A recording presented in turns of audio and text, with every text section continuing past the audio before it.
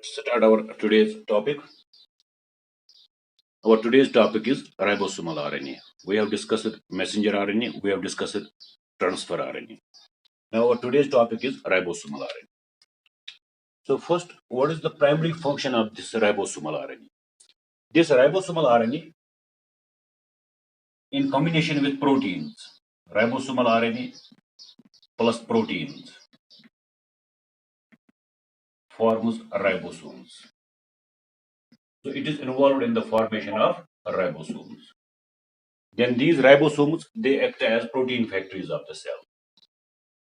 Then ribosomes act as protein factories of the cell. So ribosomes, which are known as protein factories of the cell, those ribosomes, they are formed by the combination of ribosomal RNA and proteins. In this ribosome, there are different types of ribosomal RNA. We will discuss that in cell structure and function, right? So this ribosomal RNA, it is again a single polynucleotide chain.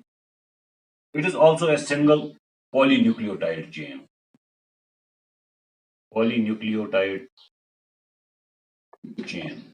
Like other RNAs, like messenger RNA, like transfer RNA. This is also a single polynucleotide chain, having a specific 5' end and 3' end. This ribosomal RNA, it exists in different shapes. It may exist in an extended form. It may exist in an extended form, and some part of it will form base pairs by forming the loops. So in some parts it may form the base pairs like this.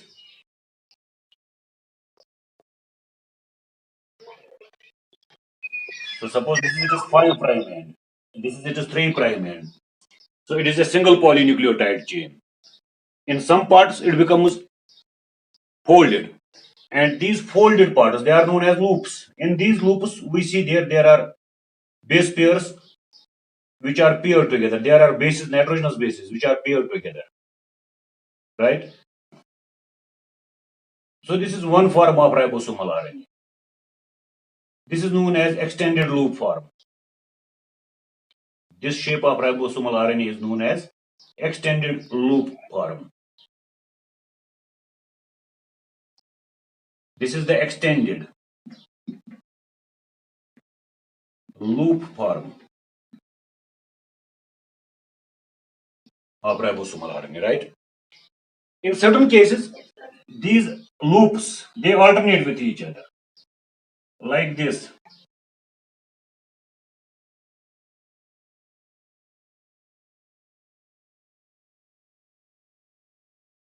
In certain cases, these loops alternate with each other, like this, right? And these loops are again paired. Here the nitrogenous bases are paired.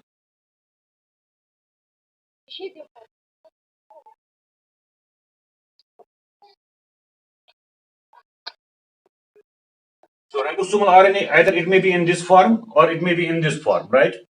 So its shape may vary from one ribosome to another ribosome, right? So like other RNAs, it is a single polynucleotide chain starting from a 3' end, ending at a 5' end, ending at a 3' end. In some cases, it may be in the extended loop form, or in some cases, the loops may alternate with each other. So this is the shape of ribosomes, right? This ribosomal RNA, sorry, this is the shape of ribosomal RNA. This ribosomal RNA, it may be formed of 120 to 5,500 nucleotides. This ribosomal RNA may be formed of 120 to 5,500 nucleotides. How many nucleotides are present in messenger RNA? Did I told you that? How many nucleotides are present in messenger RNA? There may be some 76 to 90 nucleotides. In messenger RNA, there may be some 2,761 to 3,001 nucleotides. In messenger RNA, there may be 2761 to 3001 nucleotides. In transfer RNA, there may be 76 to 90 nucleotides. And this ribosomal RNA, it is largest of them. It may be formed of 120 to 5500 nucleotides, right? So the main function of this ribosomal RNA is to form ribosomes in combination with proteins. And when they form ribosomes, then those ribosomes, they act as protein factories of the cell. So that is all about nucleic acids. So we discussed the structure of DNA, we discussed the structure of RNA. So that is all about nucleic acids. Now after completion of this, with this we come to the end of topic biomolecules. Now after completion of this biomolecule topic, right? Now we will start this topic cell structure and function. Now we'll start another topic, that is cell structure and function.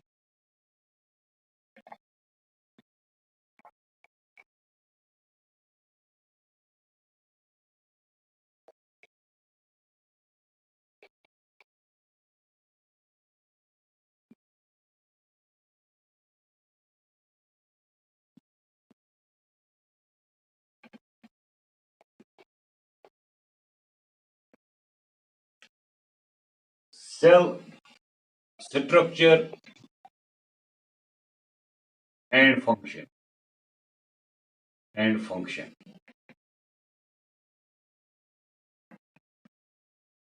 This is our next topic.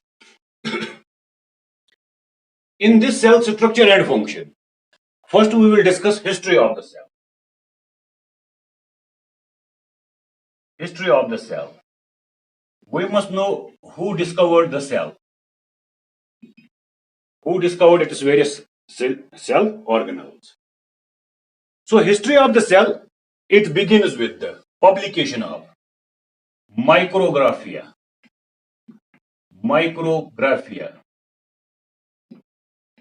in London. In 1665 by Robert Hooke.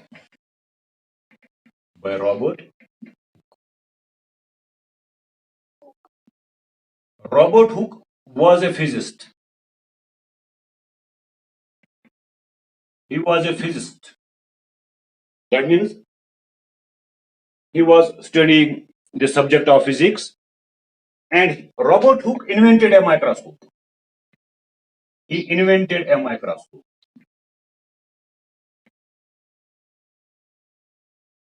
When he invented microscope, he found that this microscope can be used for magnification of objects.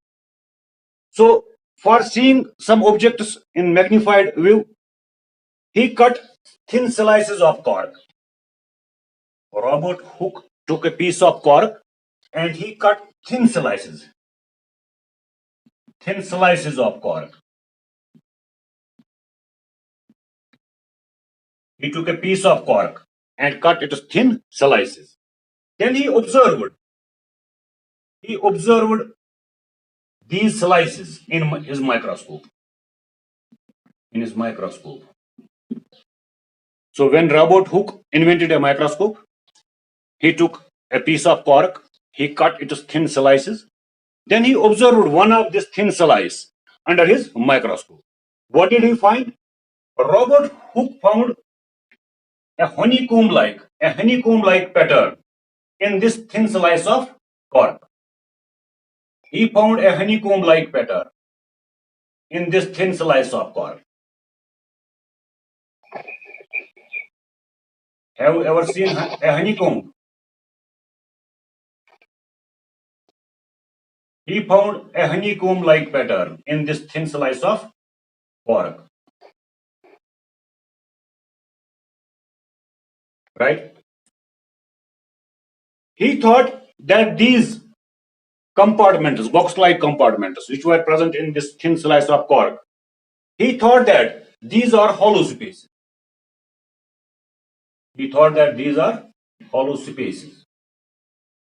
And he named these hollow spaces. He called them as cella.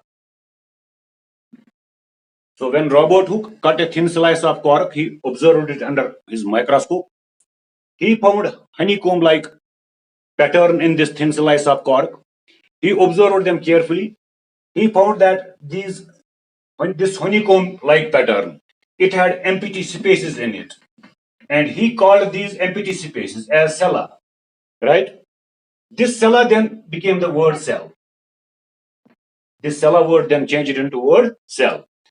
He thought that these empty spaces, they are meant for conduction of fluids. Empty spaces are meant for conduction of fluids. It was the thinking of this Robert Hooke, conduction of fluids. So Robert Hooke, when he observed a thin slice of cork under his microscope, he found honeycomb-like pattern. He thought that this honeycomb-like pattern, it had got empty spaces in it. He called these empty spaces as cella. Cella means a hollow space. So he named it as cella. Cella is a Latin word meaning hollow space, right? And this word became the cell. He thought that these empty spaces were meant for conduction of fluids.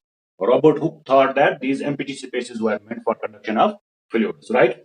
So with the publication of this work in London, cells became famous, right? So the history of cell, it begins with the publication of classical work, Micrographia in London by Robert Hooke in 1665, in which he discussed about the plant tissues having some empty spaces in them known as cella. Then this word became the cell, right? Then after Robert Hooke, another important discovery was made. This discovery was made now by Robert Brown.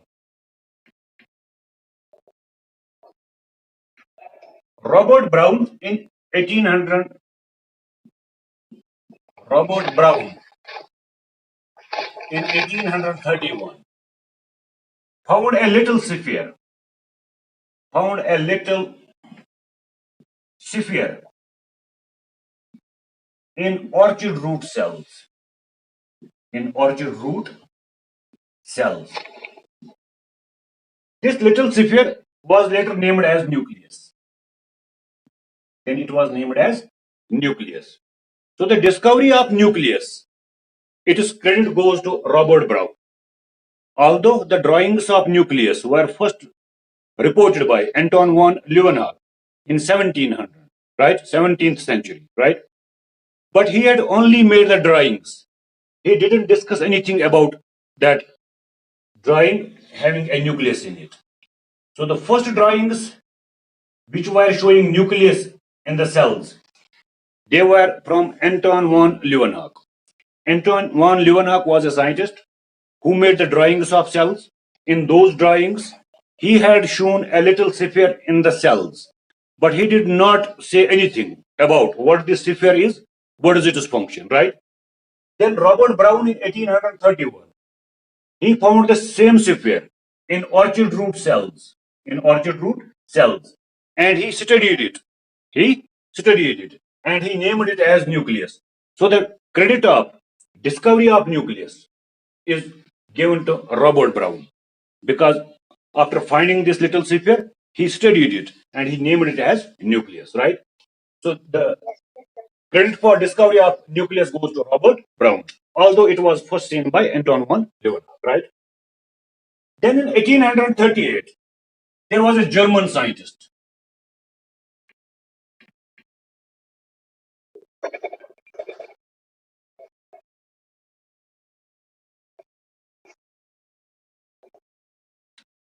There was a scientist,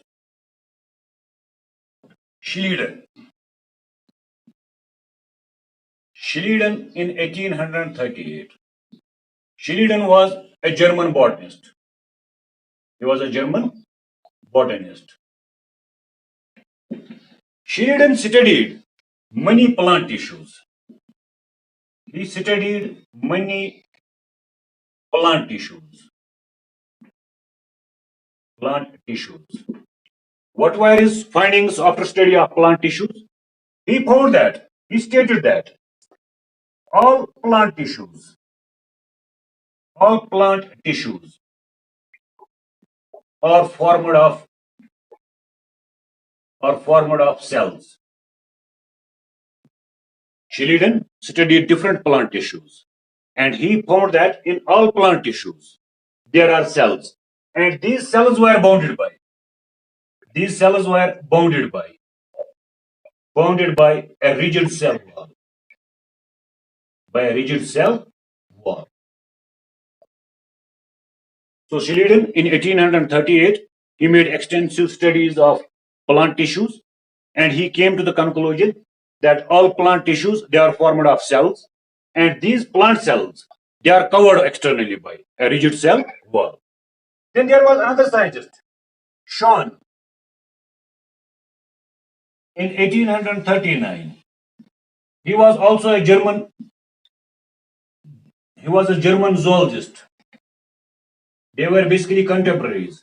They were working in the same institute. They were working in the same university, right? Schwann studied various animal tissues. Schwann studied various animal tissues. And what were his findings? Schwann said that all animal tissues are formed of cells. Schwann studied animal tissues and he found that all animal tissues are formed of cells. And these animal cells lacked a cell wall. They were only covered by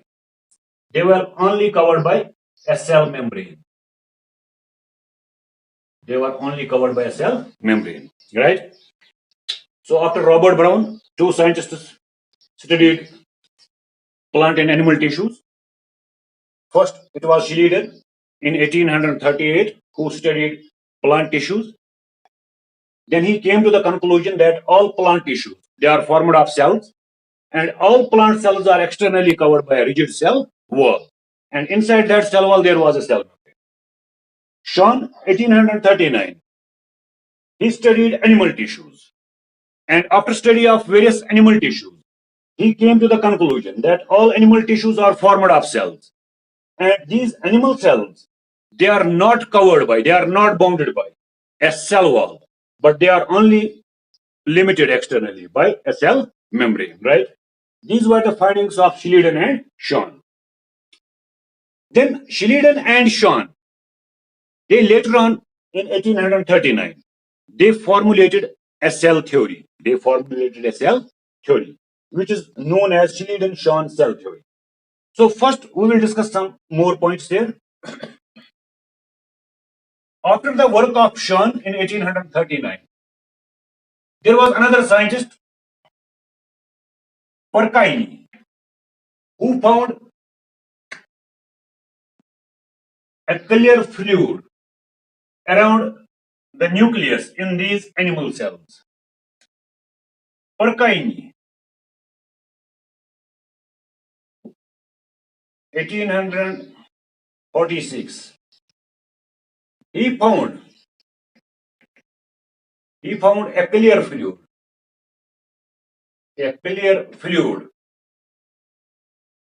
around nucleus.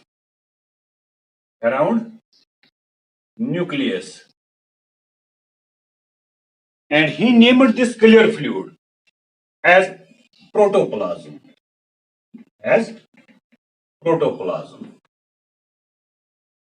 So after the work of Schleiden and Schwann, another scientist, Percaini, in 1846, he also studied these plant and animal cells.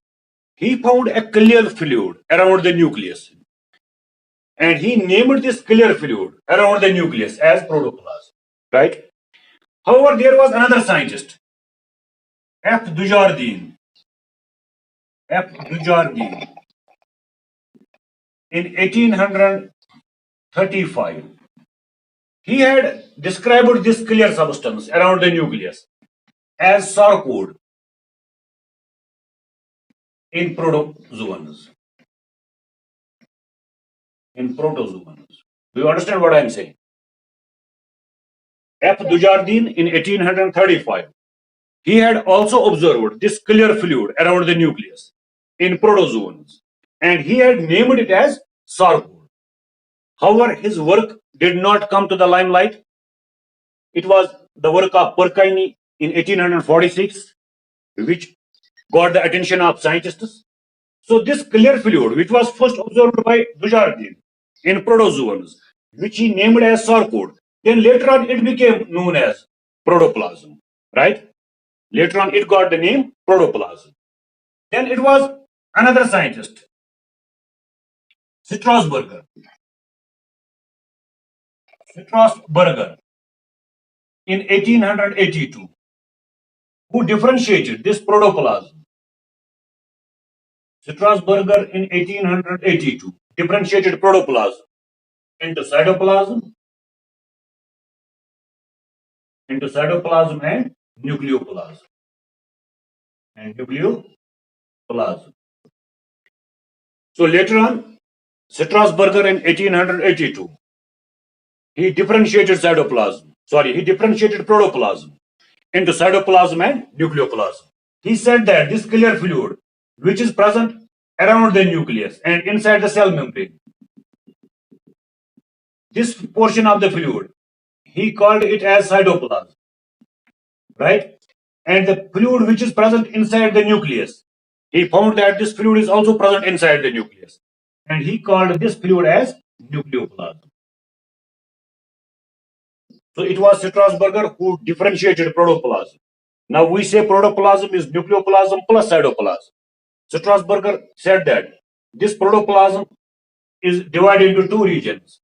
One part of this fluid is present around the nucleus inside the cell membrane. This part of fluid which is present around the nucleus inside the cell membrane, he called it as cytoplasm. And another part of this fluid is present inside the nucleus, which is externally covered by nuclear membrane.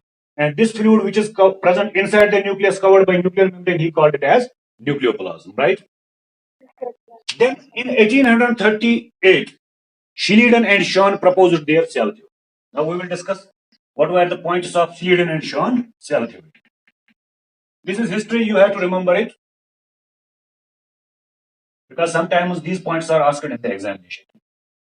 MCQ type questions.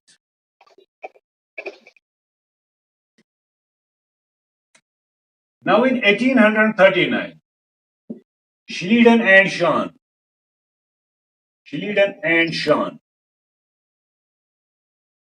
they proposed cell theory.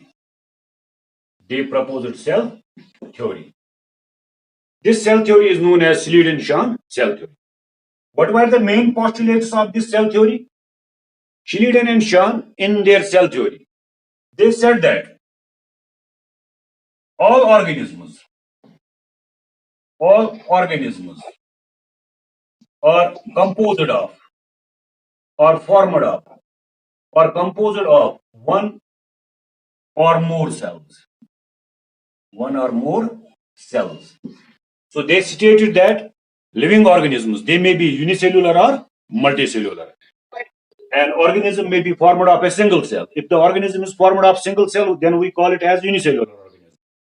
If an organism is formed of more than one cell, then we call it as multicellular organism. So that was their first point. Then second point, they said that cell is the basic, most unit of life. They stated that cell is the basic most unit of life. So they said that cell is the smallest structural and functional unit of life. Cell is smallest structural and functional unit of life. Right? Then they made a mistake. Actually, it was Schleiden who made a mistake. They made a mistake. They said that all cells arise from pre-existing cells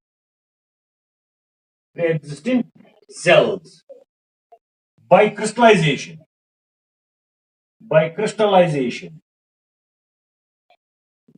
internally or externally. So this was the point which proved to be incorrect. They said that all cells arise from pre-existing cells. Nowadays, it is well established that cells arise from pre-existing cells. But why they made the mistake? They said that all cells arise from pre-existing cells by crystallization internally or externally. So they thought that cells develop crystals. Those crystals they may accumulate internally, and that may give rise to a new cell. Or these crystals may be secreted out where they will form a new cell, right? So this point was proved incorrect. Who proved this point incorrect? It was Rudolf Virchow.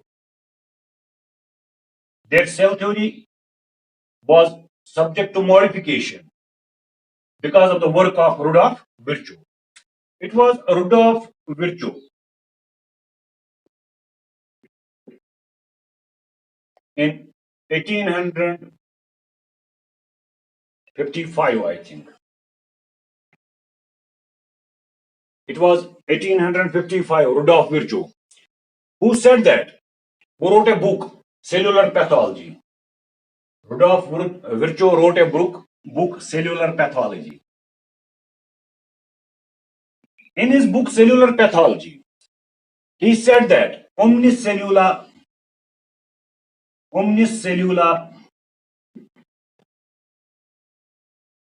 e-cellula, e-cellula. What does it mean, omnicellula e-cellula? It means cells arise from pre-existing cells,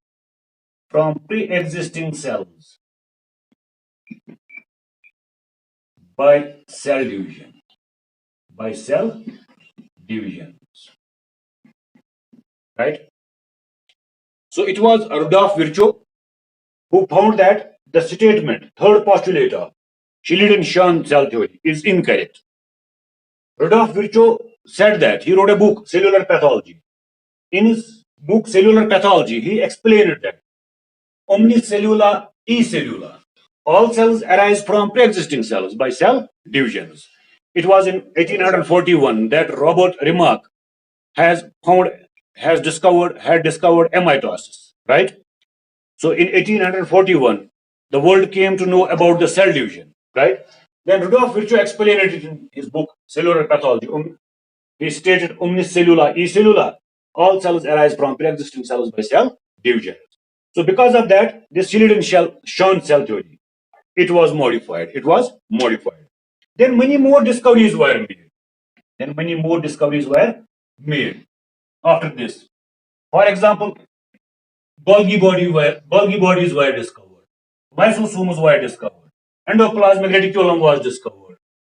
In plant cells, plastids were discovered. So many more discoveries were made. And because of these new discoveries about the cell theory was changed. And a new cell theory was formulated. That new cell theory is known as modern cell theory, or now that is known as cell doctrine. Now we will have a look at the modern cell theory or cell doctrine. Why Schleiden-Shahn cell theory was modified?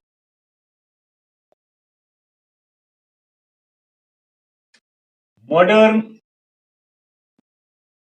cell theory, or it is also known as cell principle, or it is known as cell doctrine.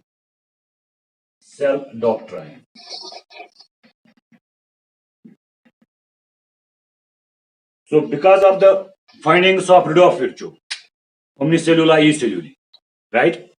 And because of the other discoveries, there was discovery of Golgi body, there was discovery of endoplasmic reticulum, there was discovery of plastids, there was discovery of microtubules, lysosomes, etc. Then this old cell theory, it was revised and a new cell theory was formulated. This cell theory, it is known as modern cell theory. It is known as cell principle or cell doctrine. Now, what are its main postulates? The first postulate of this modern cell theory is that all organisms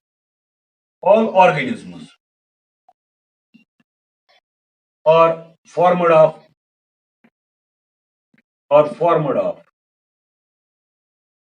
cells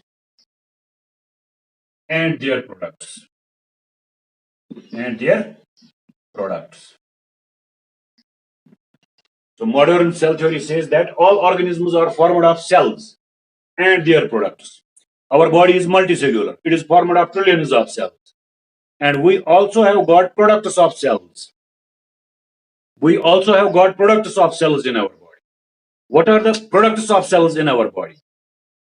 Our body is formed of cells. There are trillions of cells. There are epithelial cells, muscular cells, nerve cells, tissue cells, right? Connective tissue cells.